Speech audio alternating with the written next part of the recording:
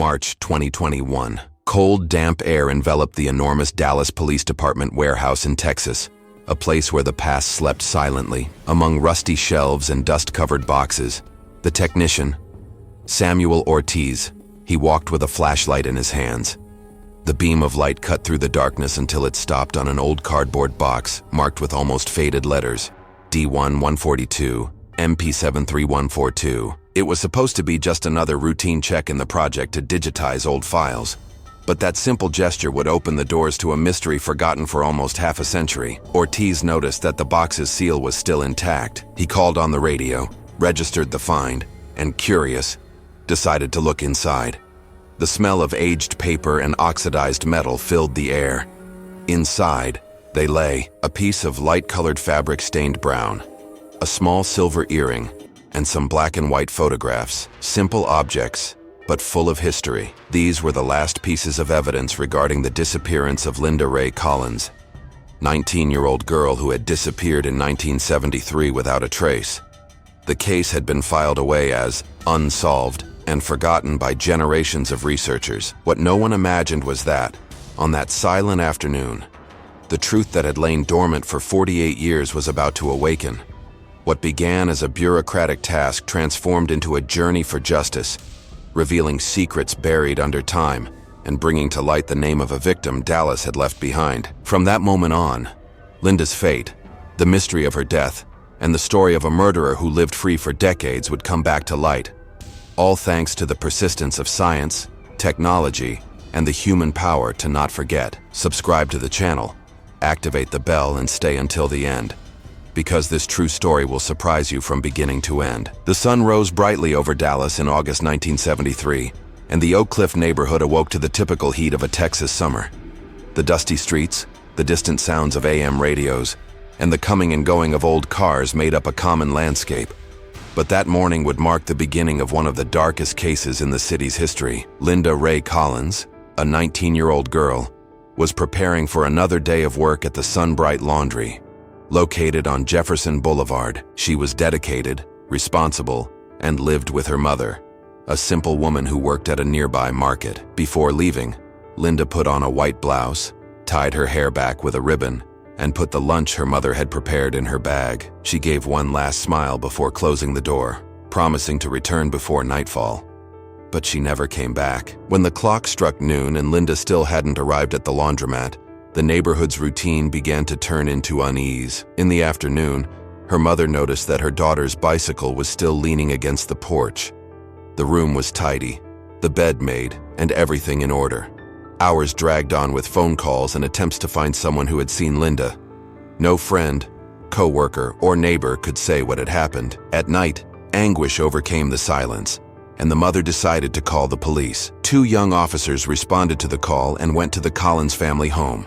They asked routine questions: height, weight, clothing, friends, any boyfriends, problems at home. Nothing indicated that Linda had a reason to run away. Still, the case was initially treated as a voluntary disappearance, a common mistake at the time. The next day, the investigation gained momentum, and a map of Oak Cliff was opened on the police station table. The route from Linda's house to the laundromat, less than 2 kilometers, was marked in red. Gas stations, a small restaurant, and a vacant lot were highlighted for a search. The search mobilized neighbors and volunteers. The heat was stifling, and yet men and women walked with flashlights and shovels, traversing alleys and ditches. On the 3rd day, a police officer found, caught in tall grass, a piece of light-colored fabric with a dark stain. Nearby, tire tracks and trampled grass indicated that something or someone had been dragged.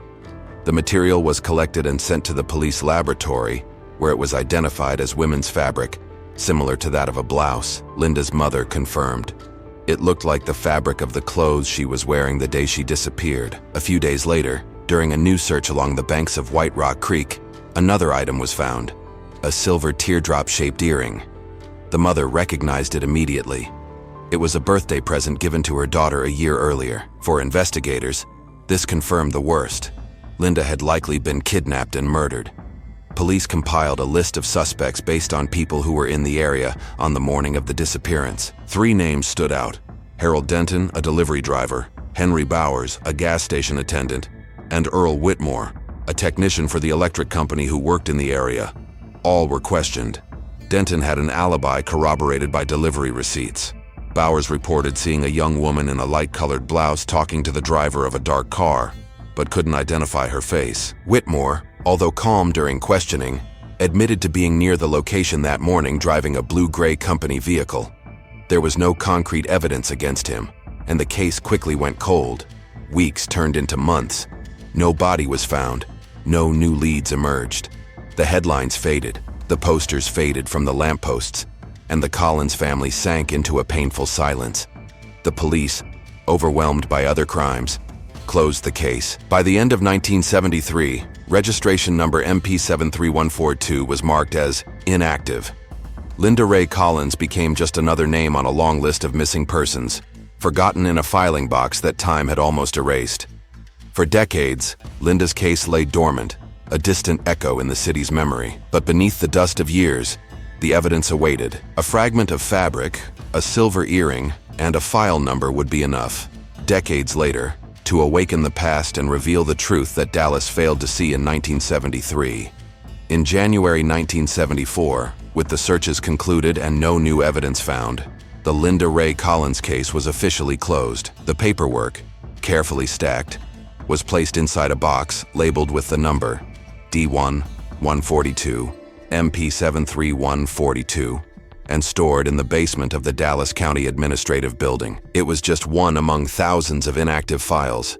Kept in silence, the city moved on. New crimes, new faces, new stories filled the headlines, while Linda's name slowly faded from collective memory. For her mother, however, the pain knew no rest. For years, she visited the police station every week, always hearing the same answer: "We're doing our best." But what was possible, in practice, was nothing. The passage of time made the truth even more distant. In the 1980s, Dallas was growing rapidly, and urban development swallowed up the old neighborhoods. Many of the locations that were part of the original investigation were demolished or turned into parking lots.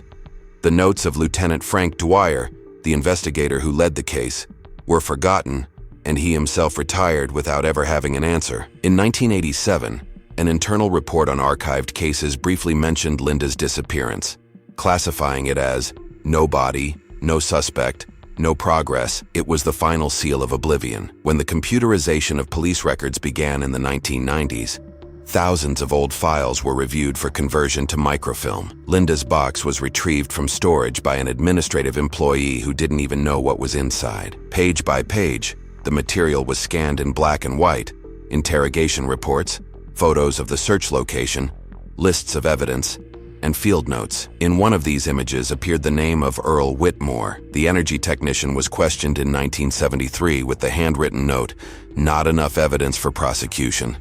After that, the file was sealed again, returned to storage, and forgotten for another 20 years. The 2000s brought new hope to families of missing persons with advances in DNA techniques, but Linda's case was not revisited. The reason was simple: no body was ever found.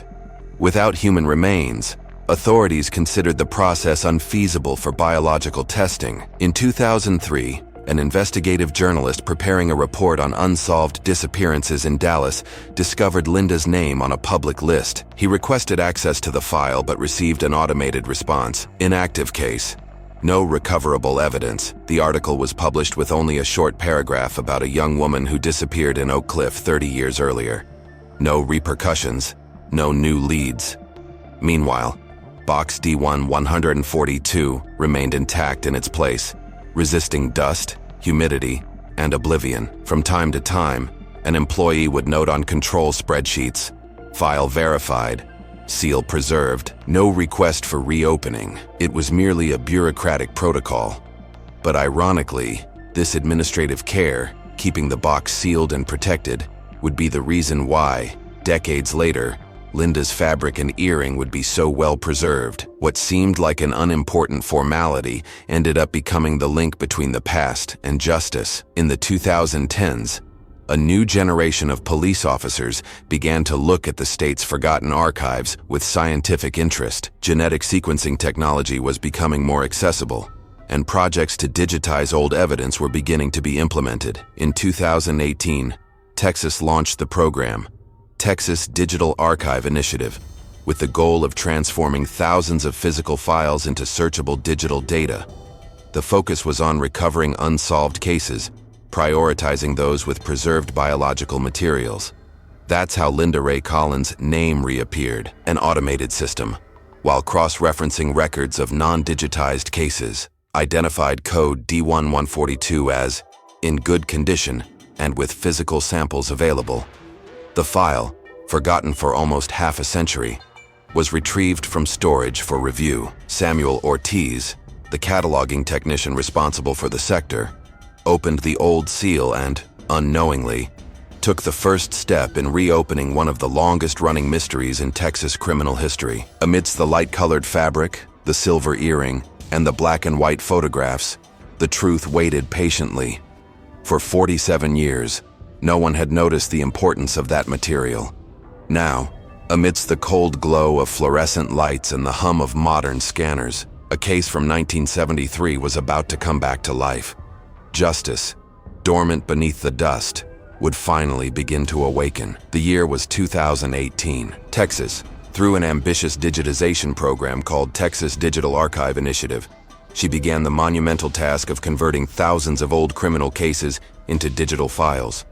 The goal was simple, yet powerful: to preserve history and give justice a new chance. For the technicians in charge, it was just another routine job. For the memory of Linda Ray Collins, it was the harbinger of a rebirth. During the sorting process at the Dallas Police Storage Facility, the old box D1142 MP73142IT was taken off the shelf after almost 50 years.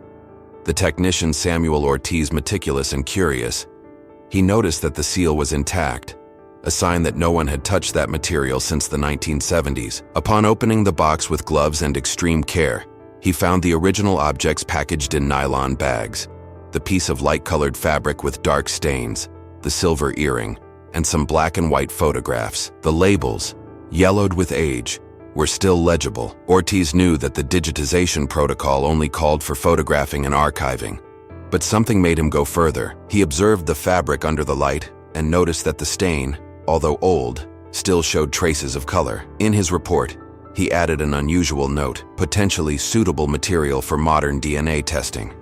This simple observation would change the course of the case. The supervisor reviewed the report and authorized the sample to be sent to Texas Police Crime Lab in Austin. It was an experimental step, part of a program that used new genetic sequencing techniques on materials considered for decades unsuitable for analysis. When the sample arrived in Austin, the team of experts realized there was something remarkable about the evidence. The tissue, although old, had been stored under ideal conditions, sealed, protected from air and light. This allowed traces of blood to remain preserved. After days of preparation, the laboratory began the DNA extraction process. The machines worked silently, processing the material with reagents and controlled heat. To the analysts' surprise, a complete genetic sequence emerged on the monitor.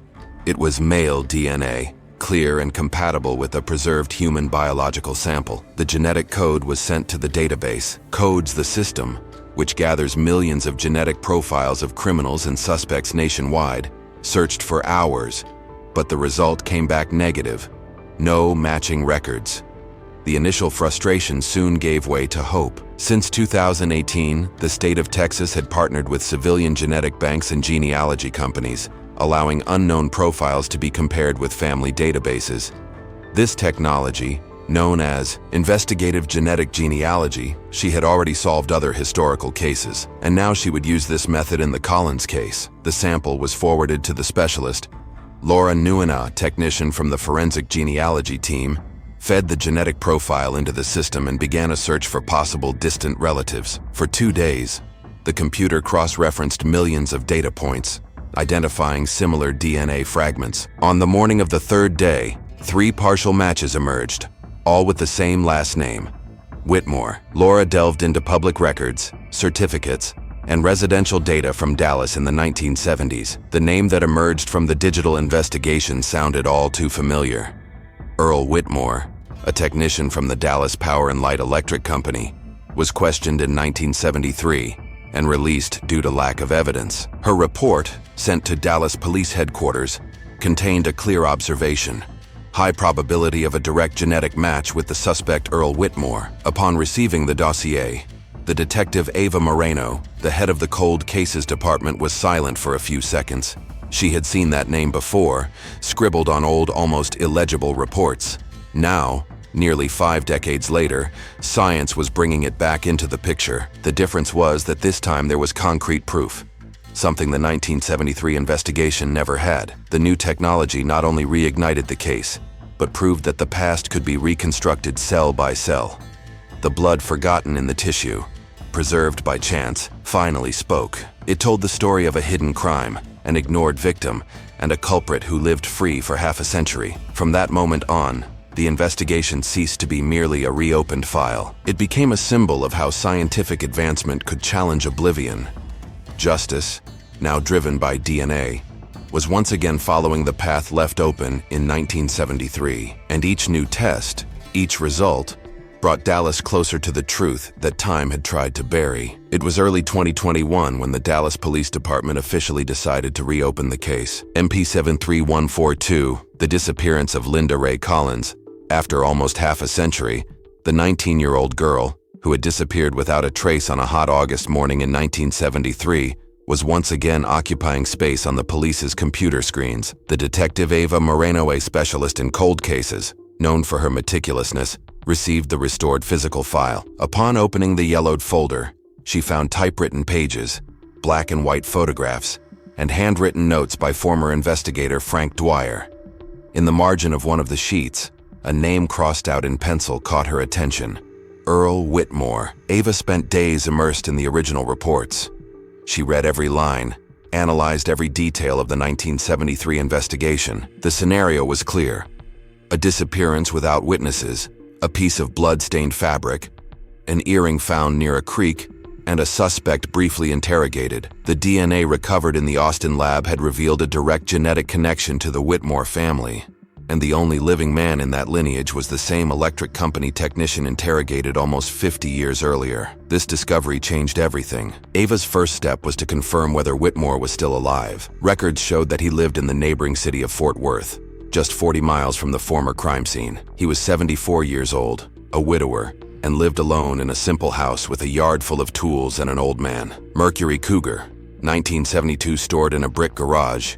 His body was kept in a brick garage. Neighbors described him as a reserved, polite, but distant man. Almost no one knew about his past life. With judicial authorization, Ava's team began discreet surveillance. The police needed contemporary biological evidence to confirm the link to the DNA found in the tissue. After weeks of observation, technicians discreetly collected a toothbrush and a soda can discarded in Whitmore's trash. The samples were sent to the lab in Austin, and the wait began. 4 days later, the result was undeniable: 99.98% genetic compatibility between the DNA of the samples and the blood from the 1973 tissue sample. Ava felt the weight of the moment. She held the report for long minutes, aware that she was facing a historic revelation. What had once been just a forgotten file now had a name, a face, and an address. She then prepared a detailed report and forwarded the request to search warrant to Whitmore's residence. Court authorization was granted quickly, and an operation was scheduled for dawn on May 11, 2021. That rainy morning, the chill of dawn covered the streets of Fort Worth. The patrol cars stood silently in front of the small red brick house. At 6 o'clock sharp, the police officers knocked on the door. Earl Whitmore, the man, now an elderly man with weary eyes, opened the door calmly. He didn't resist when they showed him the warrant. When informed that they were investigating a disappearance that occurred in 1973, he merely sighed. His gaze showed no surprise, only a silent resignation. While a team searched the interior of the house, Ava went straight to the garage. The iron gate creaked open, revealing the old Mercury Cougar. Despite its age, the car was in good condition, with a recent gray-orange paint job and restored seats. Something stood out. The carpet on the floor didn't match the original model. The technical team used ultraviolet light and found small stains that reacted positively for traces of blood. A fragment of light-colored fabric, identical to the one collected in 1973, was also found between the seats. All the material was collected and sent for analysis. Hours later, The report confirmed. The blood and tissue samples genetically matched Linda Ray Collins. That was the final piece of evidence that was missing. Late in the afternoon, Whitmore was taken to the police station to give a statement. During questioning, he remained calm, head down, refusing to answer most questions. When confronted with the DNA evidence, he simply replied, "If they are so sure, why do they still need me to talk?" Ava ended the session certain that justice, though late to ice, was finally in motion. After 48 years, the case of Linda Ray Collins was no longer just a closed case. The piece of fabric, the forgotten earring, and the old garage car now formed a complete puzzle. Time had not erased the marks of the crime, only hidden them under the dust of oblivion. The city of Dallas, about to learn the truth, would relive a chapter of its own history, a history of silence, persistence, and the undeniable power of science to reveal what human eyes had missed. The dawn of May 11th, 2021, Gray arrived in Fort Worth, Texas. Low clouds, a cold wind, and a light drizzle created the ideal setting for what was about to happen. The small red brick house in Calmont Avenue, it was discreetly surrounded by police cars. Inside, Earl Whitmore, now 74 years old, was having coffee when he heard firm knocks at the door. Upon opening it, he saw the badges of Dallas Cold Case Division on the other side. The detective Ava Moreno, he was holding a search warrant. Whitmore remained silent, his eyes vacant, as if he had been waiting for this moment for a long time. He showed neither surprise nor outrage. He simply asked in a low voice, "Is this because of that girl?" The phrase chilled the room. Ava replied firmly, "Yes, sir. Linda Ray Collins," and without another word, he was handcuffed. Meanwhile, the team spread out across the property. Inside the house, nothing seemed out of the ordinary. There was old furniture, repair tools, organized papers, and a pile of old newspapers. The focus, however, was on the garage. The metal gate opened with a long, heavy creak, revealing the old Mercury Cougar 1972, the same model mentioned in the 1973 reports. The car, surprisingly well-maintained, reeked of oil and rust. Despite its age, the license plates were original, and the paint had been recently redone. Ava walked around the vehicle with the clinical gaze of someone carrying half a century of doubts on her shoulders. Under the light of the flashlights, she noticed something strange. The carpet on the floor had a different texture, clearly replaced. The forensic technicians used an ultraviolet scanning light. In seconds, small areas began to glow with a blue-green hue, the chemical signature of clean blood, a trace of an attempt at erasure. Carefully, they cut samples of the carpet and placed them in sealed bags, labeled as evidence near the petals, a fragment of white fabric with the same composition and fiber pattern as the piece collected in 1973 was found. There was also a darkened stain at the bottom of the trunk. The luminol test confirmed blood residue. The material was separated and registered as evidence F. Inside the garage, another discovery added further weight to the investigation.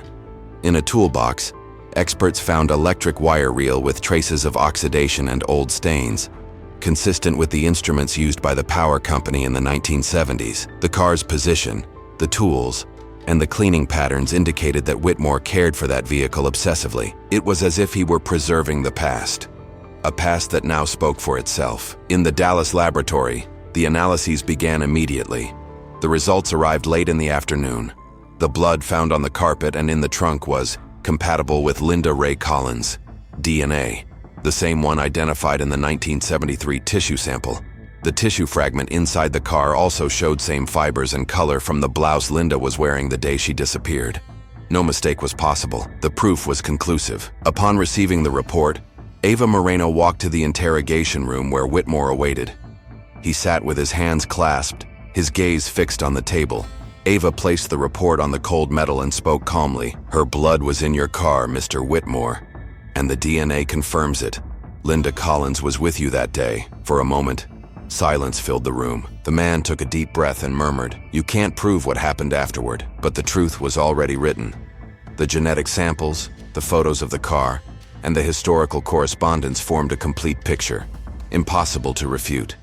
The prosecutor was notified, and the formal arrest warrant, a warrant for the murder investigation, was issued.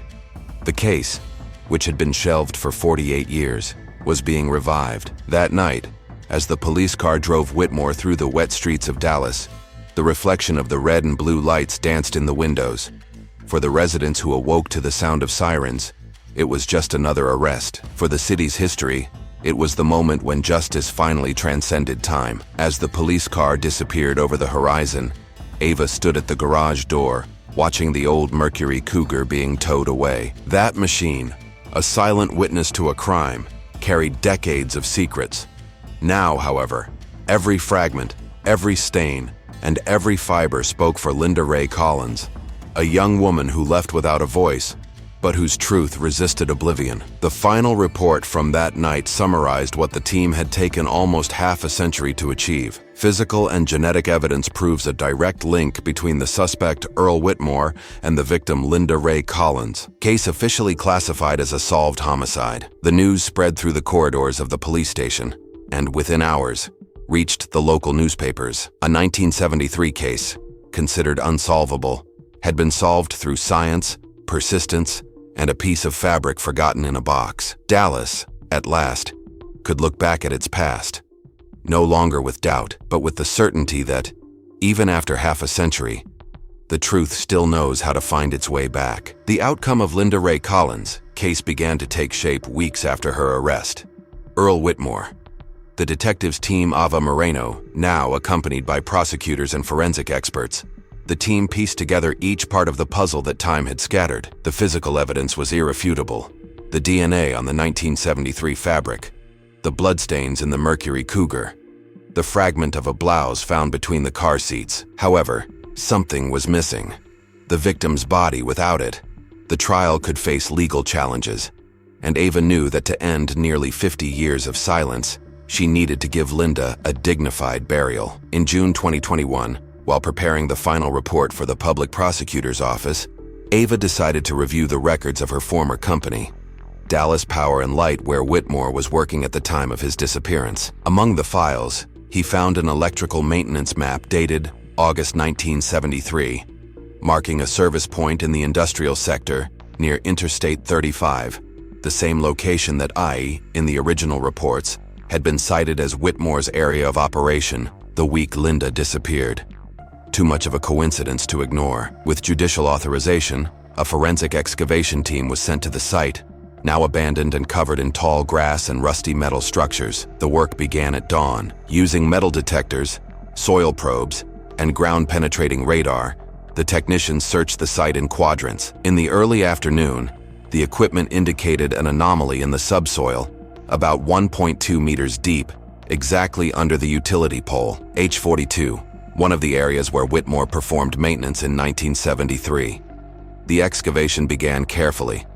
As the damp earth was removed, the first fragments appeared, human bones, partially preserved, arranged in an irregular position. Near the body, the experts found a silver ring with the initials LRC, engraved in a small, deteriorated leather bag. There were also pieces of whitish fabric, with the same composition as the blouse Linda was wearing when she disappeared. No one on the team needed to say anything. Everyone knew what they had found. The remains were sent to the Dallas Forensic Institute, where DNA tests confirmed the obvious. The bones belonged to Linda Ray Collins. The cause of death was determined to be head trauma caused by a blunt instrument, probably a blow with a heavy tool, like those used in electrical maintenance. The last doubt had been dispelled. The case was complete. At the end of June, the police officially announced the discovery. Linda's mother, now elderly and living in Louisiana, was personally notified by Ava. Upon hearing the words, "We found her," the woman remained silent for a long time, holding a photo of her daughter. Then she simply murmured, "I knew she was waiting to be found." With the body recovered and the evidence conclusive, the trial was scheduled for March 2022. The trial took place at the Dallas County Courthouse. Public interest was immediate. Cameras, journalists, and onlookers crowded outside the building. It was the trial of a forgotten crime, now rekindled by science. Whitmore, in a gray suit and with his white hair combed back, entered the courtroom in handcuffs, showing no emotion. The prosecutor, Douglas Kai, the expert, experienced in cold cases, delivered a meticulous presentation. He showed the jury the images of the evidence, the original piece of fabric, the silver earring, the comparative DNA, the photos of the car, and finally, The ring found with the remains. This is a case about the power of time and truth, he said. Linda had no voice in 1973, but science has given her a voice now. The main witness was Ava Moreno, who recounted in detail the course of the investigation, from the rediscovery of the box to the DNA confirmation. Her testimony was serene, firm, and restrainedly emotional. There was no miracle, she declared. There was only patience, science, and the persistence of people who refused to leave a girl forgotten. The defense attempted to argue that the genetic evidence, collected from material nearly 50 years old, could be compromised, and that searching genealogy databases violated the defendant's privacy. However, the experts countered with irrefutable data. The preserved blood had undergone independent double-blind analyses, and the chain of custody of the samples had been documented since 1973. The accuracy of the genetic matches exceeded 99.999% certainty. After 6 days of hearings, the jury deliberated for only 3 hours. The verdict was unanimous. Earl Whitmore, guilty of first-degree murder. The judge delivered the sentence in a firm, emotionless voice. Life imprisonment without the possibility of parole. Whitmore listened silently, his gaze fixed on the floor. When the magistrate asked if he wished to say anything, he replied only, "The past is the past." In the courtroom, Linda's mother wept silently, supported by police officers. Ava, watching from afar, took a deep breath. She knew that this moment did not bring complete relief, but it closed a cycle of pain and uncertainty that had lasted almost half a century. The case Linda Ray Collins, it became a landmark in the annals of Texas justice. The investigation showed that the truth may sleep for decades, but it does not disappear. It also showed that technology, when combined with human persistence, is capable of giving voice to those who have been silenced. In a country where so many crimes remain unsolved, that piece of fabric forgotten in a box proved that no time is too long for justice. And so, almost 50 years after disappearing under the heat of an August morning, Linda Ray Collins finally returned home, not as a mystery, but as a symbol of perseverance, science, and unwavering faith in the truth. The trial of Earl Whitmore officially closed one of the longest and most enigmatic chapters in Dallas's criminal history. But the case's impact went beyond the courtroom walls. The verdict not only punished a murderer, it reignited a discussion about memory, science, and the relentless power of truth. For almost 50 years, the city lived oblivious to the absence of a young woman who simply ceased to exist on an ordinary morning in 1973. And yet, it only took a forgotten piece of fabric, an almost invisible stain, and the attentive gaze of a curious technician for justice to finally break the silence of time. Linda Ray Collins' story is not just about solving a crime, but about what happens when the past refuses to be erased. For decades, the case lay on a cold shelf, enveloped by routine and neglect. Each annual inventory, each bureaucratic record, each as intact a notation in the storage report kept alive, unbeknownst to anyone, the chance of redemption. It was this unintentional persistence that saved the evidence that would transform the fate of the investigation. The administrative care of preserving the file, an almost mechanical act, ultimately became an act of justice. When Whitmore's DNA was compared to the blood found on Linda's tissue, science fulfilled the role that human intuition failed to achieve in 1973. Technological progress became the link between yesterday and today. Forensic genealogy, once an experimental tool, proved its moral and legal value. Each genetic sequence analyzed was like a voice from the past clamoring to be heard. In this sense, the discovery not only identified the murderer, but demonstrated that time, while destroying memories and faces, does not destroy the molecular truth that the body leaves behind. For Detective Ava Moreno, the case became a lesson in purpose. Throughout her career, she had faced many cold files, but none with such symbolic weight. In interviews given after the trial, Ava emphasized that the real triumph was not condemning Whitmore, but giving Linda back the right to exist, to have a known end. In her words, justice is not measured by speed, but by the persistence of those who refuse to give up. The public impact was immediate. In Dallas, the case inspired the reopening of dozens of old investigations and served as an example for national programs reviewing archived evidence. Genetic genealogy technology began to be adopted in several states, and Linda Ray Collins' name became a symbol of a new forensic era. Her story appeared in documentaries, scientific articles, and lectures on the role of science in the justice system. More than a solved case, it became a reminder that no injustice should be considered final. However, beyond the scientific advancement, the human dimension of the case is what remains most poignant. Linda's mother, who lived almost half a century without answers, was finally able to bury her daughter's remains. The discreet funeral was held in a small cemetery on the outskirts of Dallas. Police officers, prosecutors, and laboratory technicians attended. As the coffin was lowered into the ground, the warm summer wind blew through the trees, and many felt that, at that moment, time bowed before human persistence. Today, the name Linda Ray Collins, it is remembered as a symbol of hope and resistance against oblivion. Box D1-142, which once represented the failure of the system, now rests in the Dallas Historical Archive as a testament to redemption. Its contents have been digitized and used in training on evidence preservation and investigation of archived cases. In each lecture, police officers and scientists repeat the same teaching. What seems small today may be the voice of truth tomorrow. In the end, Linda's story is about something bigger than crime and punishment. It's about the power of memory, the importance of patience, and the belief that justice, even delayed, is still justice. For decades, Dallas lived unaware that he held within his files the thread connecting the past to the truth. And when that thread was pulled, what emerged was not just a murderer, but the certainty that the truth may hide, but it will never disappear. The case of Linda Ray Collins proves that time may erase traces, but it never erases the echo of what is real. And as long as there are those who continue searching, the voice of those who have been silenced will continue to be heard, even if it takes a lifetime.